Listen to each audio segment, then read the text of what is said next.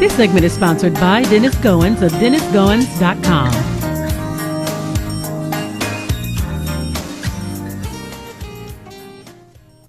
I'm Lady Charmaine, and I'm here with financial advisor Dennis Goins, and he's back today. And I'm really excited about this particular segment because, Mr. Goins, we know that so many people in the elderly community are being defrauded. So first, I want to say thank you so much for joining me on the show today. Thank you very much, Lady Charmaine. And I think that this is definitely a great topic. It's basically saving elderly parents from financial fraud. And that has been a big problem today. So thank you so much for addressing this. And let's just talk about it. Why was this topic so important for you today? It's very important because the elderly are financially defrauded daily in this country. And just a tiny percentage of these crimes are made public. And that increasing the notoriety of these crimes is very important. In fact, the National Adult Protective Service Association estimated that only 1 in 44 cases of elderly financial abuse is reported. And also found that 11% of seniors have been financially abused, neglected, or exploited within the past year. So the notoriety of this particular crime is very important for our elderly today in this country. And ironically, friends, family, and caregivers perpetuate much of this financial abuse. Mm-hmm. They commit about 90% of it. And the major damage may result to an elderly's finance, physical, and mental health. And pretty much victims of the elder financial exploitation are 4 times more likely to go into a nursing home than their peers. Mm. And nearly 10% of the victims end up relying on Medicaid or Medi-Cal. So it's a big problem. It's a big situation, and the frauds range from big scams to little schemes. And you probably have heard of a few of them. You probably know about the common grandparent scam. And Grandpa, I'm in jail, and I need X amount of dollars to make bail. Can you help me out? Mm-hmm. Yep. The utility company scam, which happened in the Bay Area, I think a few months ago. One criminal keeps the elder busy in the yard as the other burglarizes their home. Mm-hmm. And, of course, the anonymous lottery scheme. Where a huge prize of rate sale, all you need to do is pay a few $1,000s up front to take care of the associated taxes.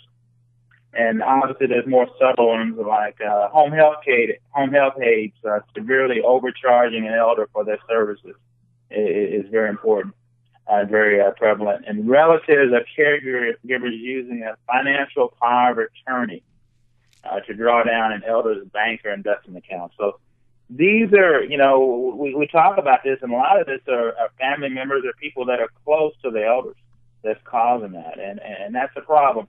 So how do you deal with that? You got to talk about that to all to help prevent it. Perhaps the best way of the topic is referring to something that has happened to someone else, so you don't put attention directly on your parents. Just talk about it. A story coming up on the news or in the paper, on an article online. Matter of fact, the AARP has a fraud watch network, which emails a monthly newsletter talking about the common scams. And it also shows where the occurrences are happening in the state. So it's important to talk about it. It's important to reveal it.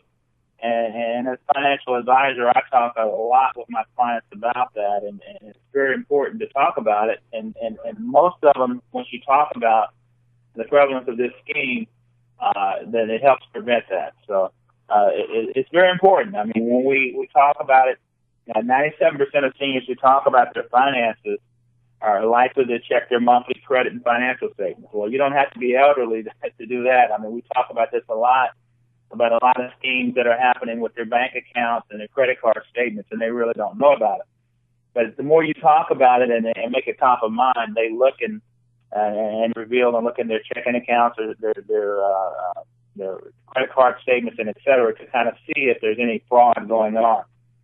And also, we teach them and talk about shredding financial documents, financial paperwork that is very sensitive, basically information with your credit card information on there. And if you don't have it put up, you don't need it. So the next time, just shred it, and so nobody can family member or whatever can get that and use that against that. So talking about that, making it top of mind for your elderly parents and relatives is very important. And you have to look at mom and dad's situation, and it's only prudent to do so as kids. The National Center on Elder Abuse says that the average financial fraud perpetuated on the elderly siphons out about $30,000 out of his or her finances. Mm-hmm.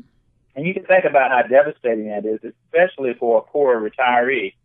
That could be equal to 1 year's of medical expenses, a majority of the elder's yearly income, or a double-digit percentage of his or her remaining retirement savings. So elders, rich and poor, need to be warned about such crimes. So this is something, again, which we talked about before. It's not on a billboard or something, but it's happening. And a lot of times our parents and elderly are too ashamed to talk about that. But it still needs to be brought up to them to make it top of mind. But if it happens to them, they're basically ashamed to talk about it. Matter of fact, I knew of a situation a few months ago where not necessarily an elderly person, a person that was relatively middle-aged that got ripped off for about $15,000 on a scheme. So it's very prevalent, and a lot of these are international people that's from international that's presenting a lot of these schemes, and we have to be careful and watch. And the key thing is to talk about it. Now, why do you feel that people are targeting the elderly? Why is that? I mean, we know that we should respect our elders, but why do you feel that they're such an easy target? I think they're really what we call low-hanging fruit, because basically their minds, for the most part, the thinking, and a lot of with this technology, they're not really up on that. And for example, you tell somebody you just won the lottery and, hey, you got $2 million coming. The only thing you have to do is send in us $3,000 to pay for the taxes, and we'll send you a check. They're easy prey because sometimes they don't necessarily have experienced it or understand it. And there's lists with just elderly people's name. Once you're 65 and plus, companies can get a list of your names because they know you're retired, and they feel that you're not basically as sharp as you were a few years ago, and so they take advantage of that. And elderly financial abuse is pretty prevalent, and like I mentioned here, a lot of this is people that are close to the elderly that do this. 90% of it's prevented and caused by family members. And that is so true, because I know someone that did that to one of their relatives. So that's why I was totally agreeing with you. And it's so sad. You know what I mean? And my heart couldn't do anything like that. But you have a lot of people, because I know the scripture says the love of money is the root of all evil. But some people use that. They use it towards their relatives. And that's the thing that just really breaks my heart. I want to thank you so much for sharing that information. If people wanted to talk to you more just about investments or just talk to you to get some great advice, where can they find you? They can reach me on my website at www.dennisgoins.com. They can also reach me on my email address, dennis@dennisgoins.com. And, of course, I have a LinkedIn page, Dennis Goins and Associates, and a Facebook page, Dennis Goins and Associates.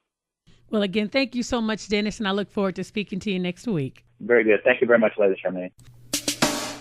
Thank you for listening. If you would like to learn more about financial investments, contact Dennis Goins at dennisgoins.com.